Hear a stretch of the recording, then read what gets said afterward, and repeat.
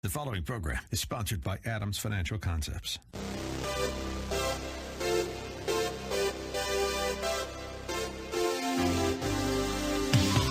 Welcome to About Money, a different approach to investing you won't hear anywhere else.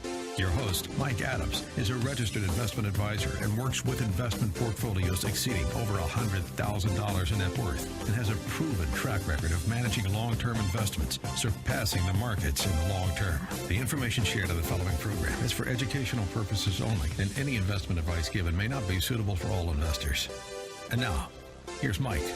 And we're here about money. Going to talk about money, and we're going to talk about several things today. So we've got a lot to cover.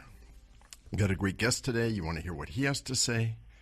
We're going to drink his interview. Well, maybe not that. But anyway, we're going to have fun today. I do several conferences during the year. I do a compliance conference to talk about what's going on in the compliance world with the regulations. I do a conference for the pension advisors, the National Association of Pension Advisors. I do one on The Money Show, where you hear from a lot of newsletter writers, from a lot of people that you're probably seeing on TV. I get an idea of what their views of the market are going to be, what their views of stocks are. And I do some on business-related aspects too. And I want to share about one that I went to. First time I went to this, it was advertised as a conference to double your affluent clients. Now that sounded like an attractive title to me. It sounded like it's business-oriented. And so I wanted to go see. My clients are a very special kind of people, and I don't accept everybody as clients. Some just don't fit, but I have my own niche. But I wanted to go and see what this was. And I thought I'd share what went on, because it is a conference. It is a conference that drew a number of people. They focused on this. They brought in their ideas. But the whole focus of this was a cookie cutter approach to what's going on. I don't have a lot of cookie cutter clients, but I thought you'd be interested because you may have been involved in hearing from some people that do this. It began by him saying that of every 100 people that reach 65, that one person is really well off. One person does very, very well. 3 people are okay. They go through retirement okay. 36 people are dead by the time they reach 65. And the others are dead broke. Now, I don't believe that they're dead broke, but we know that around half the population will reach the age of 65 without much more than Social Security. If they have a little more than Social Security, they're still not going to have a lot more. So the focus was to look at what needed to happen to begin to change those numbers. And that got me going. And he went on to say, the presenter went on to say there's a difference between experts and authorities. And he took 2 days to explain his entire system. 2 full days, and we went from 7 in the morning until 8:30 at night. So it wasn't something that was a few hours a day and take some time off. It was very intense, very, very strong, a lot of information covered, and I'm going to try to cover that in 15 or 20 minutes, and I think I can probably do that. I mean, what he covered in 2 days, I can probably cover in 15 minutes. Does that sound reasonable? Well, we'll see. So he's started by saying there's a difference between experts and authorities. Experts are held to a higher standard. It's almost impossible to prove you're an expert. And you need to have all the answers. Now, I'm not sure that I agree with all that, but that was his position. An authority, on the other hand, is not held to that higher standard. They differentiate themselves by being empathetic to their clients. They sell the relationship, not their performance. The marketing is easier because there's nothing to prove. And the experience, and you've probably experienced this, where you sit on the same side of the table and evaluate the investments. That's the authority. It got me. You don't have to be held to a higher standard of excellence. All you have to be considered is an authority. All you have to do is be empathetic with your clients. I thought that was interesting because I tend to hold myself to a higher standard. I believe my clients hold me to a higher standard. But, anyway, more of the 2 days. I have to go through this. So he had a system that he said works. And not only that, there were a number of people that I talked to, and they said as well, the system works. There was a group of novices or newbies that came to the conference. There were also some follow-ups, and he did some follow-up meetings following the conference with some people that had gone through this process before. People were coming back to renew what they were doing. They'd done it a number of times. It worked. They said that it worked. So I was all ears. So the first thing he did is, this is during 2 days. There's a lot more information that went into the fact before he started talking about the specific process. But the process involved buying several lists, combining the list, and getting a list of 12,000 names. That's the first thing. You need a name. And you're going to do a seminar.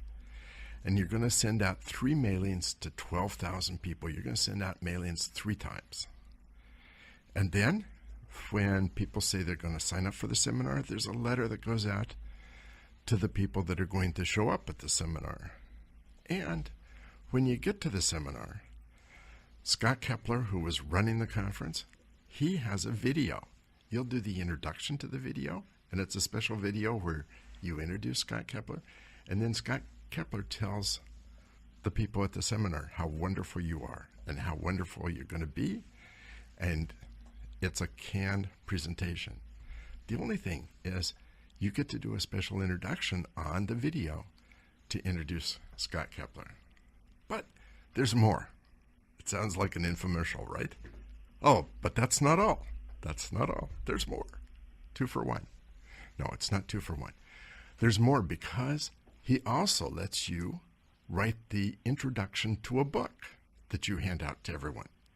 It's a book that he's written, but it's a special deal that you write an introduction, which he actually shows you what to write and how to write it. So you do the introduction to the book that he has. And it's a book about retirement. And he has it figured out, right down to the envelopes that you send. You send a window envelope, you put a physical stamp on the envelope, you put a return address but not your company name on the envelope. That is the way in which most envelopes get opened and people read about the seminar. They don't get laid around or thrown in the waste paper basket. You get a lot of junk mail, you know that you throw a lot of it away. This gets more opened than a normal letter. And it's a system that brings in people and it focuses on retirement. It's a target market. The target is retirees or soon-to-retire people. And the book is about retirement. The video is about retirement. And in lots of what goes on, it's a fear. It sells the idea that you could be running out of money unless you work with this particular advisor. Of course, they wouldn't be selling something that didn't have that kind of fear built into it. There's nothing custom about the whole thing. It's a cookie-cutter approach, right down to a calendar that says you mail this on this day, you mail this on this day, you mail that on this day, and this is the follow-up letter. Once somebody comes to the seminar, this is the follow-up letter. And the whole idea is to use the seminar to set up meetings so that you can convert the people to a client at the meeting. There's nothing that talks about what the financial advisor does. There's nothing that talks about educating the client. In fact, the primary purpose, he says, is not to educate the client. The primary purpose is to position the financial advisor as the authority, as the person who has not all the answers, but who can find the answers. And a lot of the answers are in the video.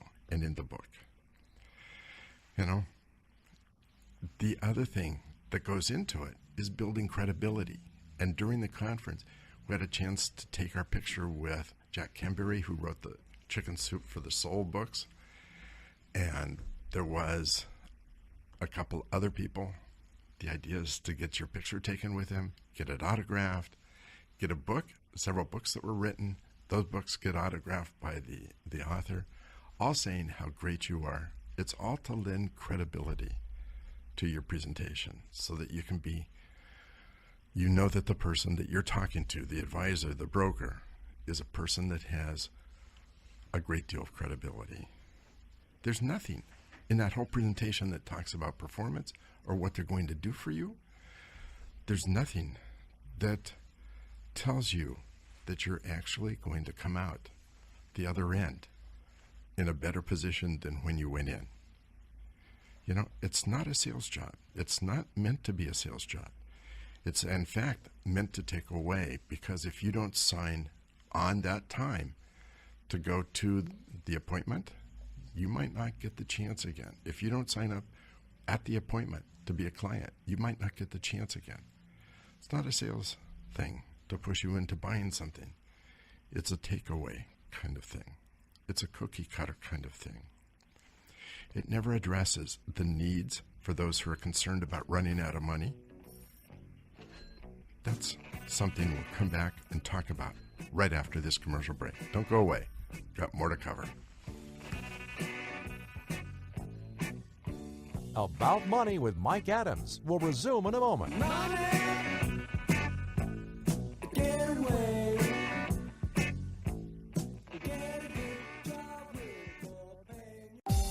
About Money continues. Remember the website, adamsfinancialconcepts.com. Here's Mike. So I've been talking about a conference that I went to. Double Year Affluent Clients. It's a business building conference. And I do several compliances a year. I go to several conferences a year. I go to a compliance conference to talk about regulations. I go to a pension advisors conference, the National Association of Pension Advisors. I go to some business conferences and talking about business and business methods as well, because I want my business to operate very, very well.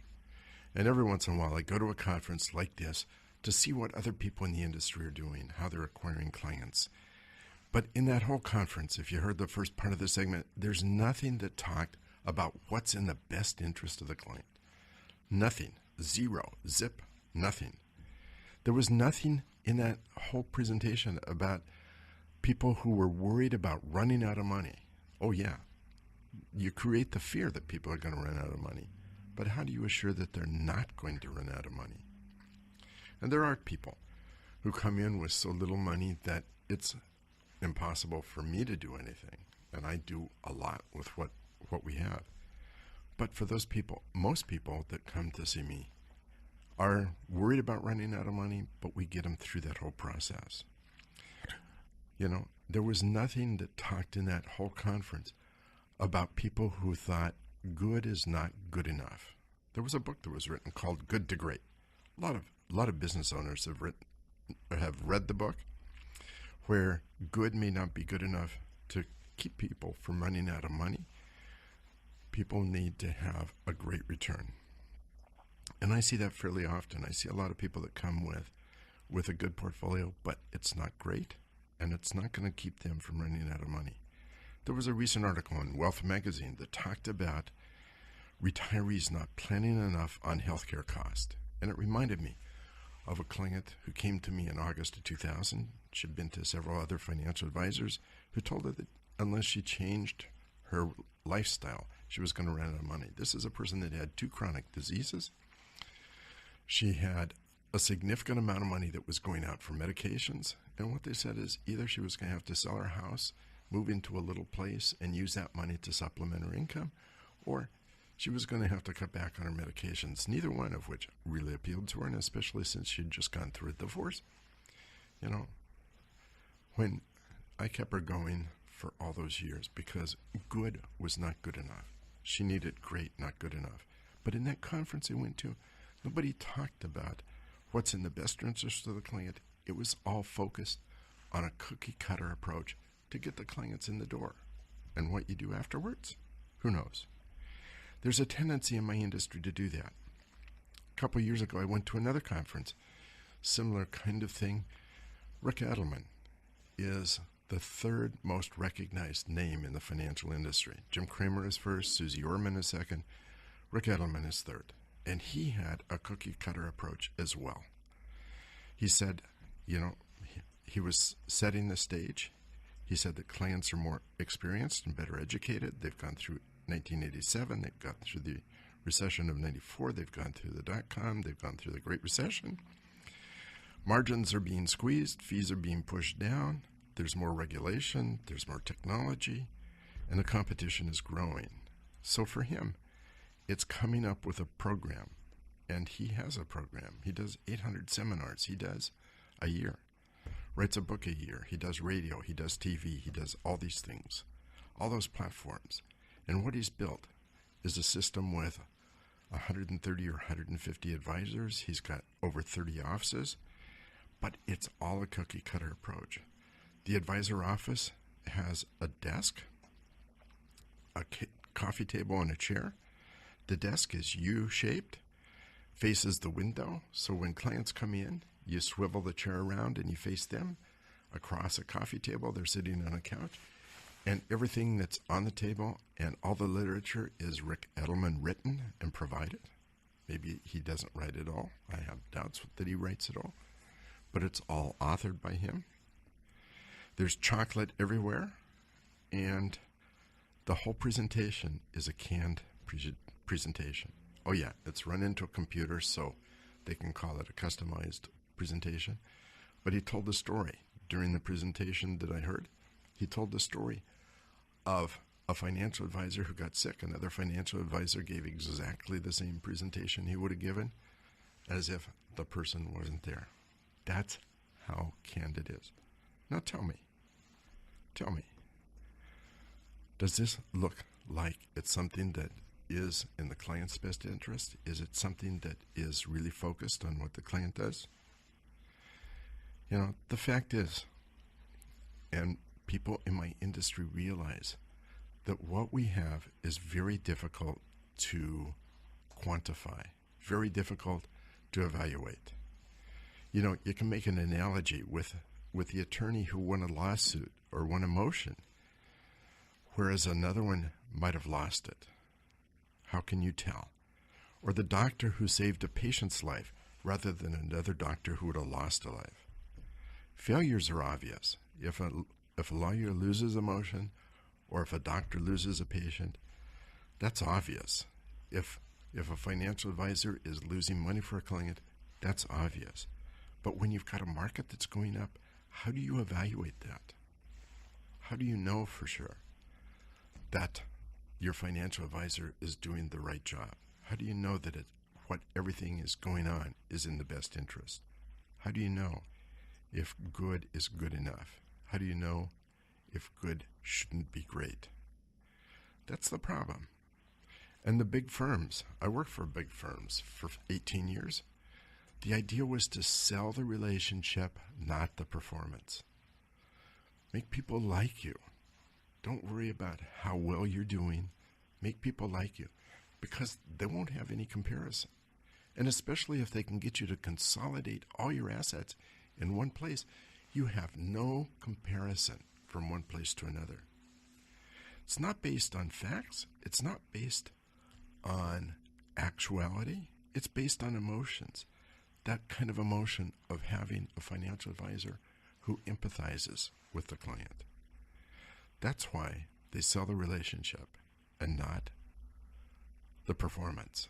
That's why these seminars work so well, because they're all focused on the idea that decisions are made on emotions, not facts. When people really dig down and look at the facts, they might not choose that particular financial advisor. They might not attend that particular seminar. They might choose somebody that really believes that good is not good enough. That's a difference in the business. It's something where there's a few of us that believe that. but by far, the large majority is going to go to those seminars that you can double your affluent clients. They're going to join a Rick Adelman. They're going to join one of the big firms where good is good enough, but good is not great. Anyway, there's more to come. We've got more for this program, but I want to introduce my guest today, Justin Stiefel. Stiefel. Okay. I often mispronounce names, so I apologize for that. Heritage Distilling. Yes. Already by the name, that tells us a little bit about your business, but let's start with your background. Tell us about your background. My background, I grew up in Spokane, Washington. I was born right around down the street in Renton before it was cool to live in Renton, so after Jimi Hendrix and before the Seahawks. And grew up in Spokane. Moved to Alaska my junior year of high school. Went to the University of Idaho, studied chemical engineering. Went out to Washington, D.C., worked in the U.S. Senate for 8 years, and did that full-time during the day, went to law school full-time at night. Became a lawyer, became licensed to practice law in D.C. and Washington State and Alaska. Moved back here with the family in 2010, and we opened Heritage Distilling Company in late 2012. And now we have 84 employees. We've got 5 distilleries. We've won more awards than any other craft distillery in North America 5 years in a row, out of now over 1,600 distilleries. We are opening some new locations. We're aggressive. We're growing. We're family-owned, group of shareholders and dedicated to the community, and just trying to help elevate the experience of spirits for interested people who want to get into enjoying spirits. So let's talk about the spirits. What exactly are you producing? We're making a variety of vodkas, flavored vodkas, naturally flavored vodkas, gins, whiskeys, a variety of whiskeys. What we're most famous for right now is BSB, brown sugar bourbon, and it's a flavored whiskey. We just won best flavored whiskey in the world in London at the World Whiskey Competition, and that's put on by Whiskey Magazine, which is the penultimate magazine for whiskey aficionados, and they are the authority and the expert, to use your 2 words, in whiskey. And that tasting, they compile every year 8 categories. So they have best bourbon in the world, best rye whiskey, best scotch, and so on. One of the 8 categories is flavored whiskey, and we won. They give out 1 medal per category. Congratulations. Thank you. They don't give out 1,000 silvers and all this stuff. They just give out 1 medal and close the door, and off you go. So we won that for BSB, our brown sugar bourbon. And we're most famous for that probably because of our relationship in this area with the Seattle Mariners. And we sponsor a feature on the TV and radio with the Mariners called The Bottom of the Fifth. It's the final TV and radio ad in between the break of the 5th inning. And the tagline basically says, what do you do when you reach the bottom of the 5th? Open another bottle of BSB, brown sugar bourbon. And then it rolls into the game. And our tagline is, you can't spell baseball without BSB. And I've seen that ad a number of times. Because I watch the Mariners. That's good. It's catchy, right? It is. Yeah. So, we're coming up to a commercial break. Yeah. We're going to come back. We're going to talk about flavored whiskeys. Yes. It's something, I'm pretty old. Yeah. So I grew up when you didn't have flavored vodka, you didn't have flavored whiskey. Yep. And all this was fairly new when I first discovered that there was different flavors. That's right. So we're going to come back and talk about it.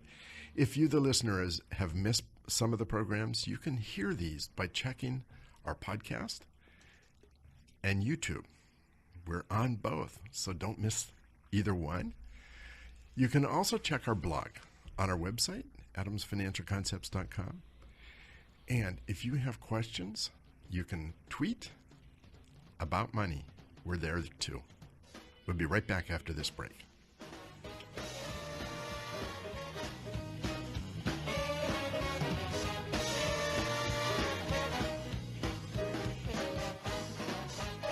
More about money coming up with Mike Adams on AM 1590, The Answer. For more information, click on adamsfinancialconcepts.com. About Money continues. Remember the website, adamsfinancialconcepts.com. Here's Mike. So I'm here with Justin Stiefel of Heritage Distilling. We started to talk a little bit about what Justin's producing.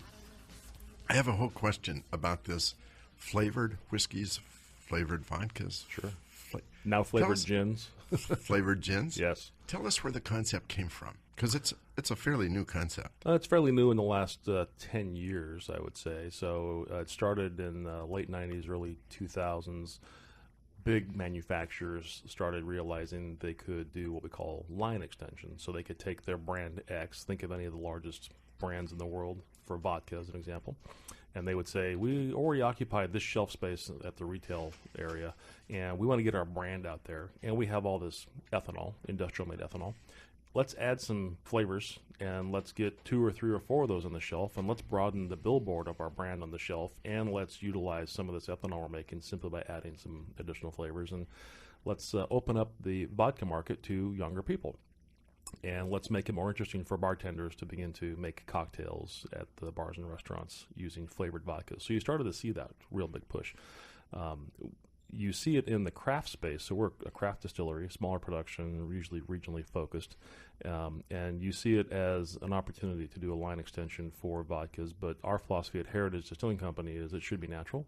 And so we have a line of naturally flavored vodkas. And we'll tell people all the time, if you cannot go out on the planet and pick it or dig it up out of the ground or otherwise harvest it from a natural growing thing, we're not going to make it into a flavor. Too often you see there are some large examples of coffee flavored vodka from large international manufacturers, and it's crystal clear. And I often remind people, when's the last time you went into Starbucks and ordered a cup of crystal clear hot coffee? Mm-hmm. And if you try to do that, they will deliver to you. First, they will look at you like you have 3 eyeballs. And then when they finally deliver to you this cup of hot, steaming, crystal clear coffee, it will really be just tea water with no tea. That's not really a natural phenomenon. So our coffee flavored vodka looks like coffee, tastes like coffee because it's real coffee extract that goes into it. Same thing with our huckleberry vodka and blood orange vodka and so on. Same thing began to evolve more recently with flavored whiskeys. Usually you would see historically flavored whiskeys sitting on the lower rung of the shelf as kind of a very cheap, high volume product intended for very fast inebriation or for very, very young audiences, almost in an irresponsible way. And you can also look at some of the flavored wines from decades ago, like Boone's and Mad Dog 2020 and so on. So the cycle of the adult beverage industry doesn't change. It's either wine or beer or spirits or now cider. And manufacturers and producers are looking for different ways to broaden the reach and to find whatever that magic silver bullet is in the bottle to allow their brand to move forward. In our case, we looked at the flavored whiskey market that was out there. We had lots of people. We're making bourbon and rye and other traditional whiskeys. We have lots of people come into our tasting room and say, hey, when are you going to make something that's like Fireball? That's what they would ask us continuously. Or when are you going to make something taste like this other Bird Dog or whatever? And we'd say, well, we're not going to do that because that doesn't taste natural. So we sat down and started coming up with recipes that are natural. So it's bourbon, and it's brown sugar, and it's cinnamon, and thus the name brown sugar bourbon. It all kind of fits together.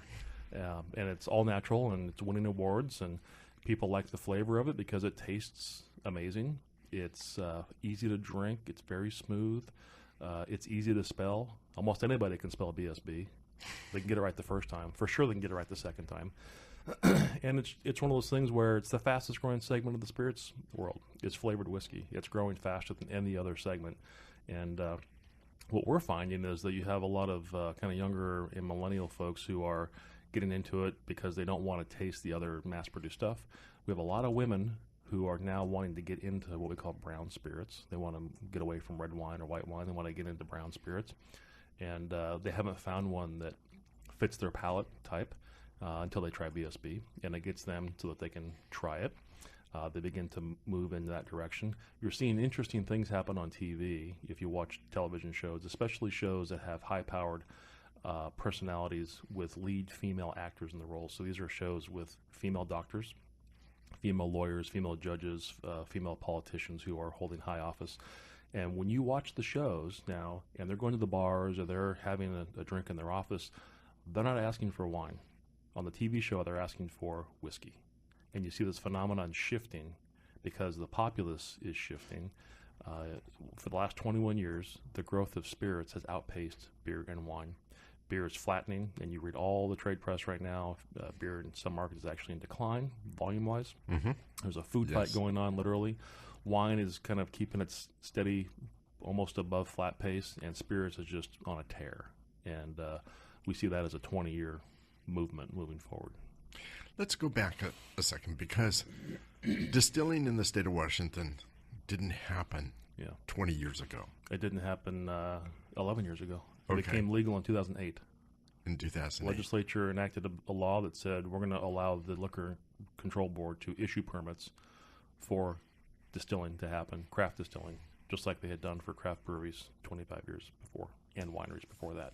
And it's because Washington is home to almost anything you could possibly grow, with the exception of agave for tequila, and with the exception of sugarcane for rum. We grow almost everything else you would need to make very high-quality spirits. And the idea is to make very high quality. If it's not in the bottle, the customer won't buy the second bottle. Okay. We have a philosophy inside our company. It has to be in the bottle. It's got to taste good. It has to taste like the customer got more than what they paid for, value-wise, that they felt like they were treated fairly for the money they gave you to buy this product, and that the quality was very high. And we want to make our money in the long term with the relationship with the customer, because they purchased the second, third, or fourth bottle, and because the bars, restaurants, and retailers are seeing movement, because customers are converting themselves from customers into family members for our brand. So we've talked a lot about BSB, but let's talk about some of the other flavors. Yes. Give us an overview of what else you're producing. So we really only have two flavors of in the whiskey category. We have BSB, and then we have a cask club where people can come into our distilleries, become a member for the year, buy a membership, get their own 10-liter barrel, privately named, privately put together recipe of bourbon or rye or vodka or gin or anything that they want to try. Custom aged. They come in and sample it. When they like the flavor, then it goes in the bottle, custom proof. They tell us what the proof's going to be, and they customize the label. And out they go, and then they refill their barrel. They keep experimenting. So we have the largest privately owned custom whiskey category in the country out of any distiller that's been around, because our focus in the distilleries is really customization. So we had a customer say, I really love BSB, but it's a little too low proof. So we put it in the barrel, BSB, secondary aging, and when it came out at 103 proof, and it came out with an outstanding flavor, just amazing. So we thought, well, BSB, it's 103 proof, let's call it BSB 103. So it's BSB 103. So now we have regular BSB at 60 proof, BSB 103 at 103 proof. It's the world's only overproofed flavored whiskey. Nobody else makes one over 100 proof. And it's just flying. Colorado has been on a tear with it. Michigan has started to distribute it. We just got approved yesterday for Missouri and Kansas states. Both distributors are bringing it on. On the flavored vodka category, we have 22 flavors of vodka. So it ranges from huckleberry, which is very popular in this region, sweet ghost pepper, which is an amazing vodka because there's no flavor on the front, a little bit of sweetness. All the heat is on the back. So you can use it in any kind of cocktail without changing the flavor of your cocktail, but it'll elevate the heat a little bit without changing that flavor. We make an amazing bacon-flavored vodka that is just outstanding for Bloody Marys. I also will take bacon bits, cut them up, fry them in a pan, drain the fat out, and then pour the bacon-flavored vodka over the bacon bits, let it caramelize and create a little bit of sugar effect on the bacon, and then we put that bacon in everything from potato salad to on top of baked potatoes to baked beans, and anything you're going to use bacon bits. It's double bacon. It's pretty amazing. Sounds amazing. Blood orange vodka is outstanding. I'm Italian in heritage, and blood oranges are grown primarily in Italy, and they harvest at the end of the year. It's a very kind of traditional Christmas, late winter holiday type of delicacy. We have a citrus vodka.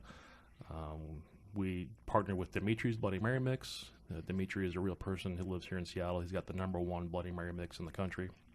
And they came to us and he said, I want a vodka that matches the quality of my Bloody Mary mix. So we made a seasoned vodka that has 11 herbs, seasoning, spices, all done in-house.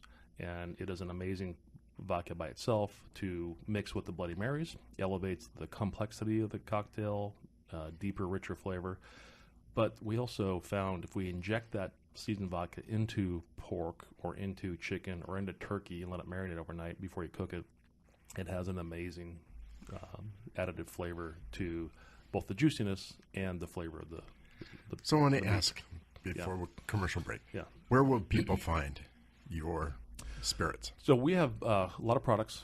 You can go to heritagedistilling.com. We are based in Gig Harbor, Washington. We just opened a distillery in Ballard, Washington, in Ballard, Seattle. We're opening a new one in Capitol Hill in June. We have a beautiful distillery in Eugene, Oregon.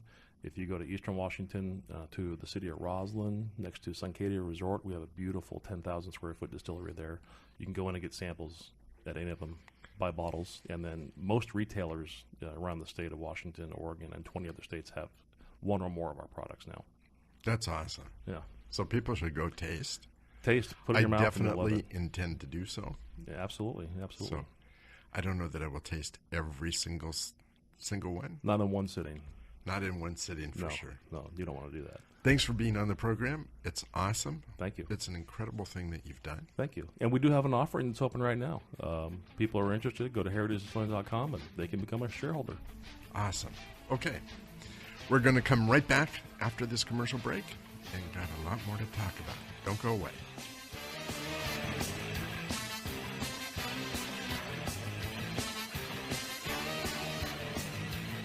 More about money coming up with Mike Adams on AM 1590, The Answer. For more information, click on adamsfinancialconcepts.com. About Money continues. Remember the website, adamsfinancialconcepts.com. Here's Mike. So, back again and talking about money. Real money this time. Currency. You know, there's a lot of talk about trade war, tariffs, and what's going on. But there's something underneath all of this that I think it's important to understand. Prior to the end of World War II, you had several different currencies, which were the currencies of exchange. You had the French franc, you had the Deutsche Mark, Germany's currency, you had the pound sterling. Those were the primary currencies of exchange. And that was the way in which goods moved across countries in globalization. But after World War II, you had this whole concern that we'd come through the Great Depression, we'd come through a world war. All that was in people's minds. And the dollar was coming into its own. You set up a meeting between the United States and Britain and France to talk about currencies. And eventually you ended up with a meeting not only of the U.S., Britain, France, Germany, and Japan, but you had the meeting at Bretton Woods, where you had 44 countries lasting 22 days. You set up the International Monetary Fund, the IMF, the GATT, the World Bank, and those things came together during that period of time. And the U.S. dollar became the currency of exchange. Since then, the world economy has grown, it's strengthened. The G5, those countries of the U.S., Britain, France, Germany, and Japan, grew to 20 nations, including countries like China and Brazil. Russia was there for a while. And the dollar's domination has been overall. The U.S., at the time we started at the end of World War II, we were a creditor nation. We were running trade surpluses. Now we've become a big debtor nation. And that debt has flown out to various countries. The UK, formerly a big debtor nation, is on the sidelines. It's been the dollar. And when you think about what the dollar is, the U.S. is over 20% of world GDP. American fund managers control 55% of the world's assets. The U.S. dollar is backed by the full faith and credit of the U.S. government, and you have tremendous liquidity. There was some talk a few years ago about the Swiss franc, but Switzerland's a very small country. They don't have a lot of currency. It doesn't really make sense for that to become the currency of exchange. So the foreign exchange is based on the dollar. Money moves back and forth through the financial system on a regular basis, And foreign countries use the dollar primarily as the currency in their Federal Reserve. Contracts between countries are done very often. I was going to say almost always. 95% of contracts are done based in dollars. If a company in the Ukraine is selling something to Italy, that contract's going to be written in dollars. If South Africa is buying something from Japan, that contract is going to be written primarily in dollars. If you looked at it, there's 150 different currencies, maybe more than 150 different currencies in the world. And if there was currency to do a currency exchange, if the euro traded with the hryvnia of the Ukraine, you'd have to set up a separate exchange. And if you look at those 150 currencies, there would have to be 11,175 exchanges. So what normally happens is there's an exchange in dollars, so that if you're changing rubles to euros, the ruble is changed into dollars, and the dollars then changed into sterling. If it's moving to sterling or into euros, however it happens, the dollar becomes the medium of exchange. Jared Blank, who runs the Carnegie Endowment for the International Peace Process, say the global financial system is like a sewer where all the pipes run through New York. The U.S. system handles $4.5 trillion per day, every single day, $4.5 trillion. The money flows back and forth through New York and through the financial system. That's where the dollar goes. And there's a few other exchanges like Hong Kong. Hong Kong is one of the one of the 4 leading trading areas. They handle less than 1%. So Hong Kong handles approximately $40 billion worth of exchange. That compares to $4.5 trillion handled by the U.S. every day. And not only that, not only does it only handle 40 billion, less than 1%, but it also depends upon HSBC's ability to handle dollars through their New York exchange. There's been talk. China the second largest country, would like to make the yuan, their currency, one of the currencies of exchange. Russia and China have set up a number of deals so that the exchange between the two countries in goods, about 15% is traded between rubles and the yuan, RMBs.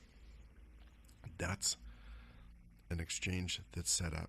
But when you look at it, China doesn't have the financial clout.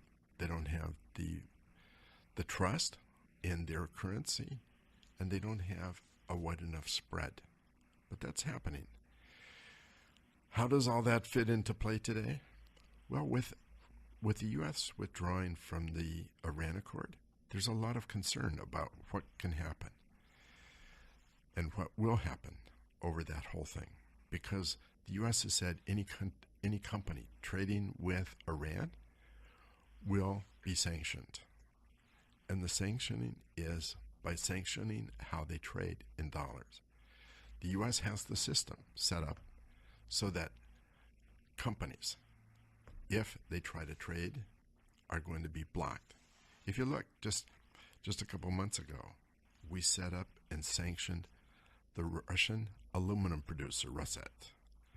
And when we did that, essentially we shut down their markets. We shut down all their sales. We shut down their suppliers, because the money that flowed in and out, the money they needed to buy supplies, the money they needed to sell their products and collect on people buying their products, all that flowed through those pipes that flowed through New York. So when we said we were going to sanction that company, it essentially shut it down. That was later modified, and so it is operating today. But the companies that have dealings with Iran, those companies have some real questions, because if the U.S. does sanction those companies, they could be cut off completely from the use of dollars. It's not a matter of being cut off from U.S. customers. It's a matter of being cut off from the U.S. monetary system. And so what all that means is that when you're dealing with international investments, you have to think about the dollar as the medium of exchange. And that's beginning to change. People are beginning to look at different alternatives, the options. China's becoming more a real option. Europe, because it's balkanized, because it's made up of a lot of separate countries, is a difficult currency to deal with.